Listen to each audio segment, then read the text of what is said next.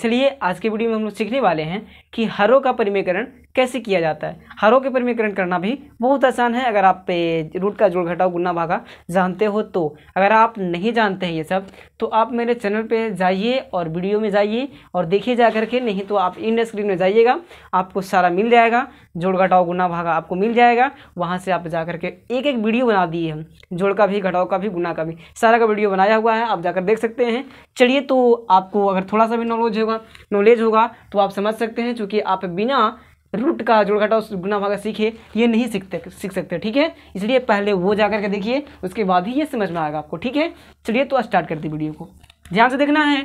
हरों का परिमेयकरण क्या है? हरों का परिमेयकरण इसमें देखना है, सबसे पहले गौर करना है हर पे। हम लोग को हरों का बोल रहा है ना, तो हर किसको कहते हैं समझना है।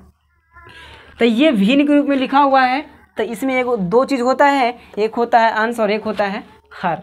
तो सबसे पहले ध्यान देना है कि हर कौन होता है। तो अंश ऊपर वाला होता है और हर नीचे वाला होता है, ठीक है, समझ में आ रहा है ना। चलिए, तो हरों का हम लोग को परिमेयकरण करना है।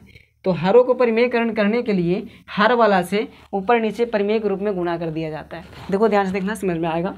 तो हरों का परिमेयकरण ना, देखो ध्यान से, एक बात और समझना है यहाँ पास, 2 + √2। अब ध्यान से देखना है, अगर हम यहाँ पास क्या क्या किए समझना है। तो हर को उठाए हैं, लेकिन आपको लग रहा हो कि अंश को उठा लिए, नहीं, हर को उठाए हैं। और आपको जब भी ऊपर नीचे करने के लिए बोले, जब भी हरों का परिमेयकरण करने के लिए बोले और 2 पद में दिया हुआ रहे, तो यहाँ पास माइनस रहेगा तो प्लस हो जाएगा, और प्लस रहेगा तो क्या हो जाएगा? माइनस हो जाएगा। कुछ समझ में आया? चलिए, तो आपको ये भूल करके भी नहीं कहना है कि ये वाला हम सेम टू सेम लिखे हैं, क्योंकि आपको यहाँ पास कुछ भी दे सकता है। आपको ये फिक्र रहना है, बेफिक्र रहना है कि यहाँ पास माइनस, तो यहाँ पास भी माइनस हम दे सकते थे, लेकिन हम नहीं दिए हैं, क्योंकि हमको बस समझाना है बढ़िया से, बहुत बढ़िया से, इसलिए। चलिए, तो समझना है, हम इसको किए हैं, खाली चिन्ह को चेंज कर दिए, खाली बीच वाले चिन्ह को चेंज करते हैं और सारा को वही रहने देते हैं। अब देखो ध्यान से देखना, अब आपको पता होता है कि गुना करने आपको आना चाहिए। चलो, तो देखना है कि ये दोनों जो है, ये और ये क्या लग रहा है कि समान है, एक ही है, दिख रहा हो कि एक ही है कि नहीं है? बिल्कुल एक ही है। चलिए, तो एक ही है, तो ये दोनों को होल स्क्वायर में कर दें। तो 2 को अगर हम 1 2 के रहे और 2 रहे, तो 2 के पावर 2 कर सकते हैं इसको, क्योंकि गुणा पावर क्या होता है? झूठता है, बेस समान होने पर।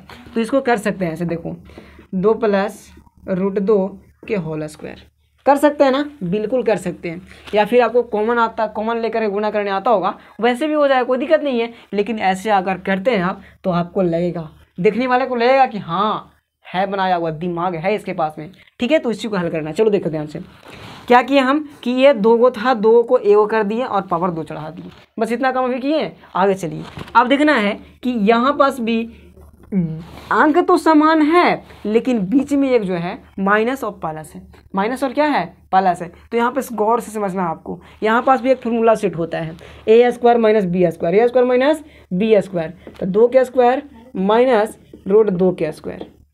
देखो ध्यान से, a² - b² का फॉर्मूला होता है a + b × a - b। तो देखो ध्यान से, तो a + b × a - b या a - b × a + b कर सकता है, ठीक है। तो आपको दिख रहा होगा कि a - b × a + b है कि नहीं है? चलो, इस प्रकार से कर सकते हैं ना, बिल्कुल। अब देखो ध्यान से, दोनों को फॉर्मूला पर हम सेट किए हैं, एगो के a + b के होल स्क्वायर पर और एगो के a² - b² पर, ठीक है। क्योंकि यहाँ पास दिया गया था a - b × a + b और यहाँ a + b और a + b दिया गया था, इसीलिए। चलिए आगे समझना है। अब इसको तोड़ेंगे हम, तो 2 के स्क्वायर करेंगे, यानी कि a + b के होल स्क्वायर क्या होता है? तो a² + 2ab + b²। तो a² + 2ab + b² होता है ना। तो इसी पे हम लोग को रखना है, इसको तो रख दो। तो रखेंगे तो a² के मतलब 2 के स्क्वायर, देखो a का मान पहले का और b का मान दूसरे का, ठीक है। चलो, तो a के स्क्वायर प्लस 2 है, इसमें 2 लिख दो, और a का मान कौन है? यहाँ पास 2 है तो 2 लिख देंगे, और b का मान कौन है? तो √2 है, तो √2 लिख देंगे। उसके बाद में देख लो ध्यान से, प्लस है ना, तो प्लस यहाँ पास है तो प्लस दे देंगे। b का स्क्वायर यानी कि b कौन है? तो √2 है, तो √2 का स्क्वायर, ठीक है। समझ में आ रहा है ना? चलिए, आएगा, बहुत बढ़िया से आएगा आपको। अब 2 का स्क्वायर करेंगे, कितना हो जाएगा?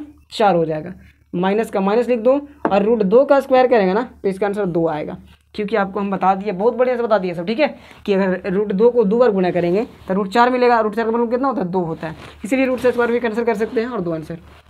चलो देखो ध्यान से, अब 2 का स्क्वायर करेंगे तो कितना हो जाएगा, 4 हो जाएगा, प्लस अब 2 दूना 4 और इसके आगे 1 है, ये नहीं कि 2 से गुना कर दीजिएगा, 2 दूना 4, 4 में 1 से करेंगे तो 4, तो 4√2 ही होगा, ठीक है। उसके बाद प्लस √2 का स्क्वायर कितना हो जाएगा, 2 हो जाएगा, ठीक ना। चलिए इसके बाद में 4 - 2, यानी कि इसको लिख सकते हैं हम डायरेक्ट, 4 में से 2 गया था 2 लिख सकते हैं, हाँ बिल्कुल लिख सकते हैं। अब देखो यहाँ 4 है, ये तो नहीं जुड़ेगा क्योंकि ये रूट वाला में है और ये भी है रूट वाला में, इसको जोड़ सकते हैं आपस में। 4 और 2 कितना हो जाएगा, 6 हो जाएगा, प्लस 4√2 का 4√2 लिखो, उसके बाद में नीचे 2 है तो 2 लिखो।